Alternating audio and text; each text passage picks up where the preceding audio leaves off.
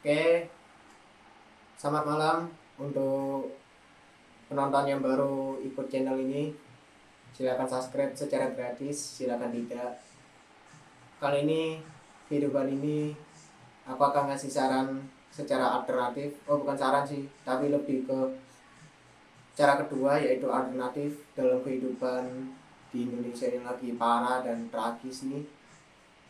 Kita nggak tahu apa isinya, tapi aku akan kasih saran alternatif jika kalian merasa darurat atau butuh validasi tapi tidak punya uang. Selamat datang di kehidupan life hack atau ide alternatif di mana kalian mempunyai kreatif secara alternatif jika kalian tidak punya uang. Jika kalian punya uang, maka kalian mempunyai uang menggunakan hal yang lain atau target kalian jika kalian benar-benar mampu setelah melakukan ide alternatif ini.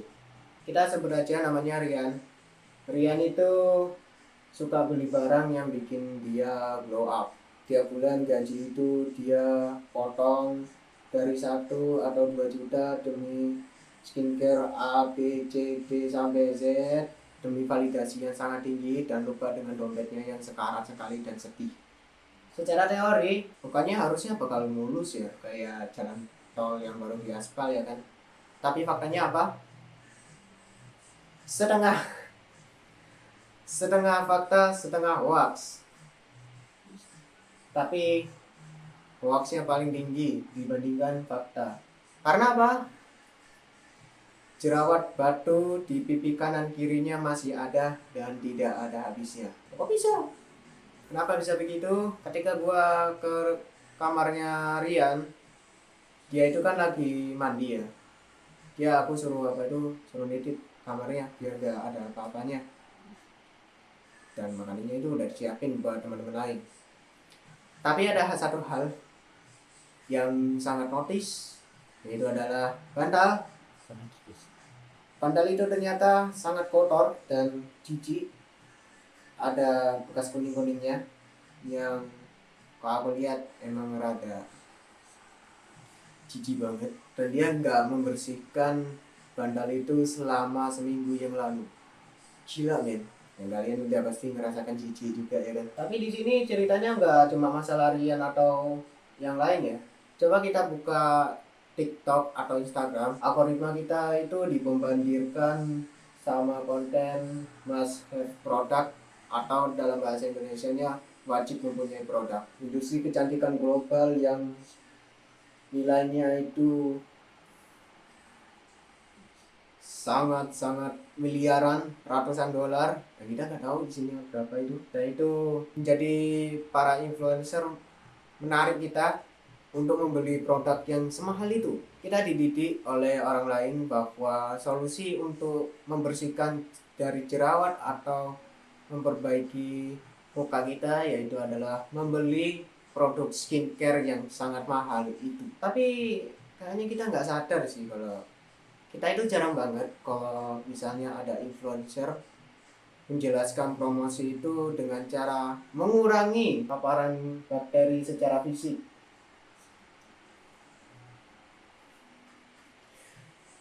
Kita nggak pernah membahas, kita jarang banget melihat itu. Rasakan juga kan? Oke, sama. Dan kita akan terjebak dari lingkaran setan, yaitu consumerism loop. Jadi simpelnya kita membeli barang produk baru yang kita inginkan, lalu ketika oleskan sampai sedetail mungkin dan kita tes selama 3 hari, lalu kita merasakan oh nggak ada perubahan, aku kecewa. Tapi padahal bantalnya yang kotor. Pada akhirnya skincare-nya dibuang, terus beli lagi dan diputar-putar sampai uang itu habis. Itu baik. Ini aku dan AI mencoba membuat pertanyaan sederhana tapi sulit untuk dilakukan secara mandiri. Kenapa kita rela melakukan riset kandungan seperti niacinamide presentasinya berapa, tapi kita malas dan bisa membandel 2 hari sekali? Apakah kita sebenarnya tidak mencari solusi, tapi kita punya solusi dengan cara membeli produk baru demi validasi, dan kita tidak sadar apa gunanya kita membeli, dan kita hanya membuang barang itu demi validasi dan membeli lagi, dan kita tempelin muka kita itu ke bantal yang sangat kotor, dan kita tidak sadar kalau itu bantalnya kotor, malah disalahin pada produknya. Merasakan hal yang sama? Di dermatologi ada istilah acne mekanika. Simpelnya jerawat yang dipicu dengan panas, tekanan atau gesekan. Nah, ketika kalian melakukan keluar atau melakukan aktivitas sehari-hari, matahari kalau kena muka kan panas ya. Kalau selain itu kayak bantal, taruh pipinya kita di bantal, itu adalah gesekan. Dan tekanan seperti kita dicubit sama cewek lain, anjay. Dan persis apa yang terjadi antara pipi kalian dan bantal.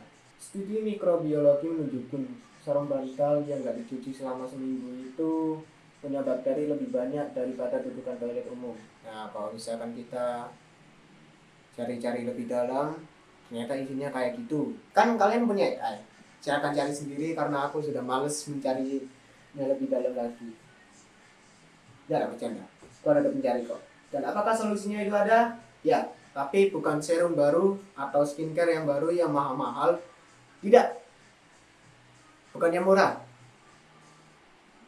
Solusinya adalah sterilitas. Kalian butuh permukaan baru tiap malam, tapi kita bosen sih, atau malas saja kalau kita melepasin spray itu sulit. Apalagi guling aja susah, apalagi bantal. Tapi tenang, aku punya ide sesuai yang ada di title tadi, The Lazy Skincare. Lahirlah Tech Life, logika yang tidak pernah aku buat tapi dibuat oleh AI dan aku aja. Kaos kartun punya 4 sisi, yaitu depan luar, belakang luar, depan dalam, dan belakang dalam.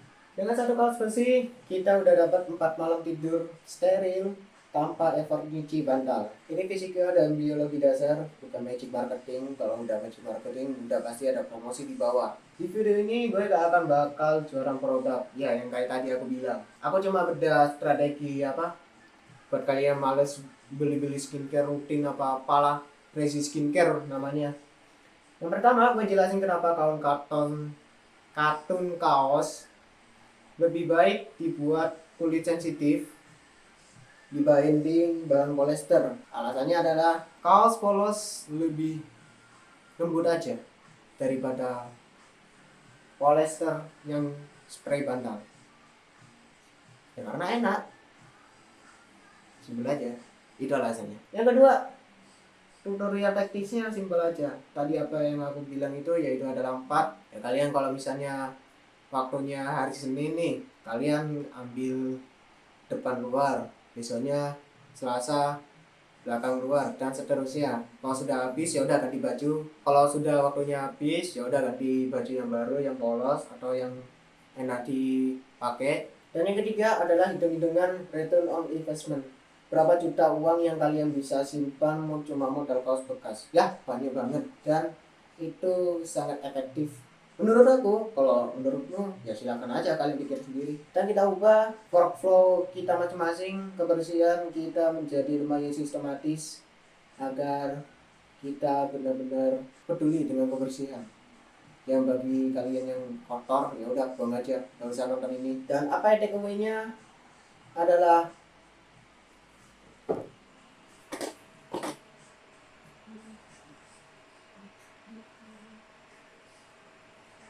screenshot aja. Oke, kesimpulannya adalah ambil aja yang penting, buang aja yang nggak penting. Be smart, stay clean. Dah.